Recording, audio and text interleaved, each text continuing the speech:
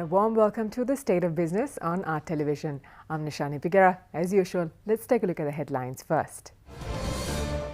Government urges police to take action against those who incite racial and religious violence. And survey reveals 2.5 million families are without proper housing.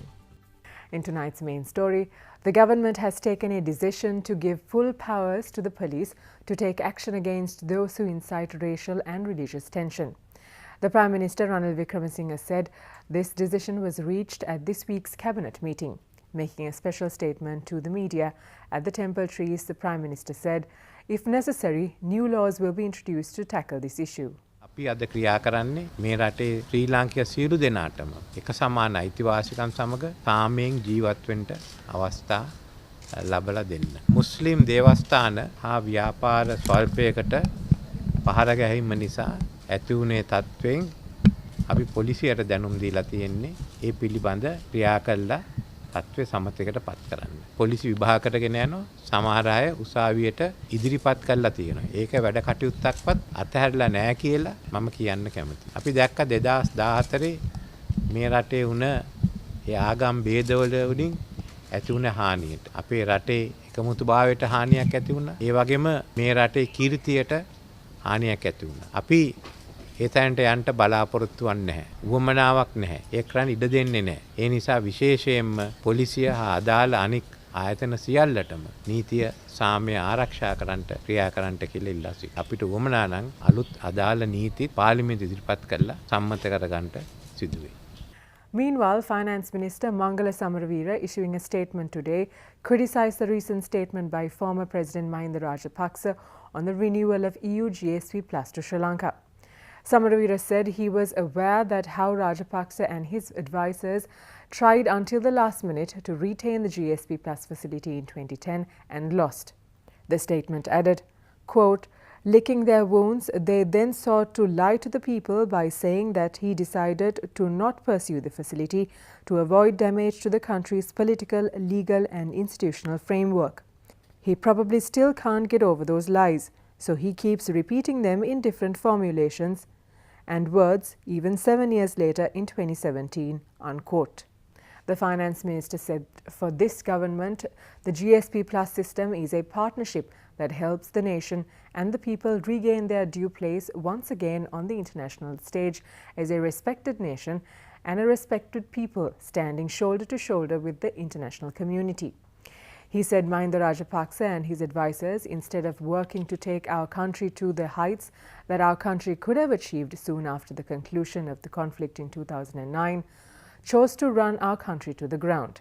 He added that Mahinda Rajapaksa made the country heavily indebted on one hand, having borrowed at exorbitantly high commercial rates, while taking decisions that made Sri Lanka withdraw from the international stage on the other, thus making the country and our people isolated and shunned by the world. Meanwhile, Minister Vijitha Wijemunisa also spoke about the statement of the former president at a media conference in Colombo today. GSP සහනය ලබා ගැනීමට අපට හැකියාව ලැබිලා තියෙනවා. ඉතින් ඒක අව탁සීරු කරලා ඒක මේ ජනතාව අතරට ගෙනියන්න එපා. බදු සහනය 2017 මැයි 19 වෙනිදා අපට ලැබුණා. අපි ඉන්නේ ඒක පුද්ගල ආදායම් මට්ටම අරගෙන සාකච්ඡා කරලා තියෙනවා. ඒක පුද්ගල ආදායම තව අවුරුදු දෙකකින් අපේ මේ ඒ සීමාවේ බදු සහනය ලබා ගැනීමට සීමාවෙන් නොබ්බට යනවා කියන එකත් එතුමා ව්‍යංගෙන් කියලා තියෙනවා. මම හිතන්නේ ඒකත් හොඳ කාරණාවක්. මොකද මේ රට පෙරට ගමන් කරනවා කියලා එතුමා පිළි අරන් තියෙනවා. The State of Business will return with more news after this short break. Do stay with us.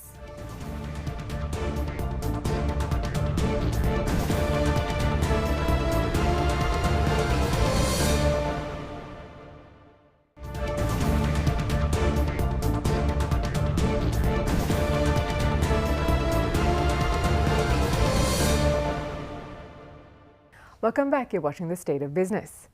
Minister Sajith Premadasa disclosed that around 2.5 million families in the country are facing housing issues. The minister said this was revealed in a survey carried out by the Ministry of Housing and Construction.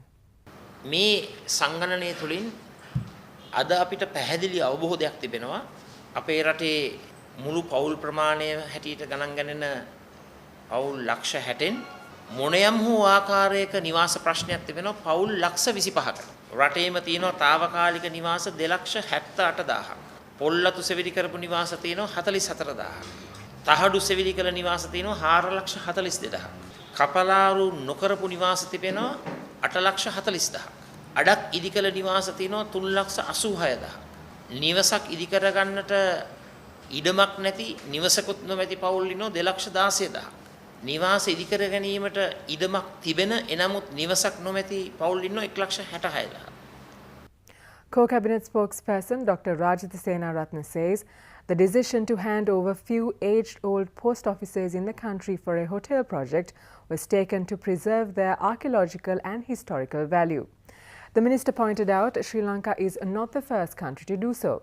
He said this when journalists asked him about the government's stand on the ongoing strike by the postal workers. They launched a 48-hour token strike yesterday, charging that the government is trying to hand over post offices in Nuwara, Kandy, Galle and Colombo for a hotel project.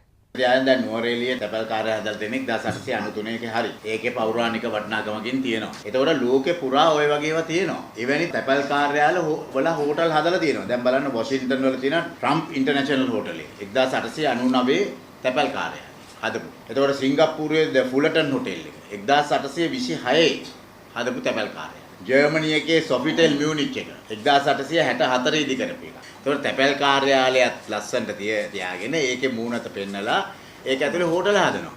ඉතින් එහෙම ලෝකේ රටවල් වල ඕන තරම් කරලා තියෙනවා. ඉතින් මේවා මුකුත් දන්නේ නැතුව දැන් ඒකනේ මේ තියෙන්නේ මේ දූපත් මානසිකත්වයනේ මේ තියෙන්නේ. මේක හිතන්නේ මේක තමයි ලෝකය. මේ දූපත ඇතුලේ තමයි ලෝකය තියෙන්නේ. ඒකේ පෞරාණික භාවයත් ආරක්ෂා කරගැනීමෙන් ඒක ඊට වඩා වැදගත් හෝටලයක් එතන හදනවා. ඉතින් තැපැල් කාර්යාලය තව තැනක හදනවා.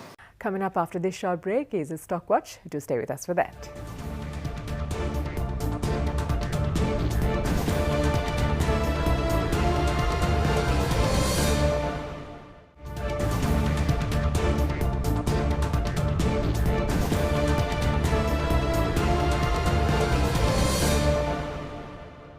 Welcome back to the show.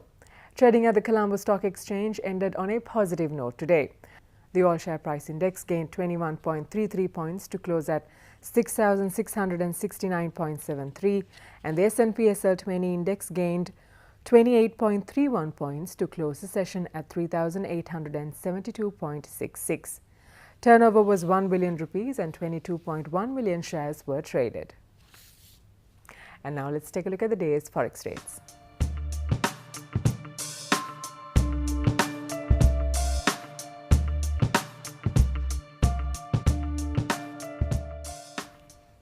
And that brings our show to a close for today. We'll see you again tomorrow at the same time. Until then, thank you for watching. Have a pleasant evening.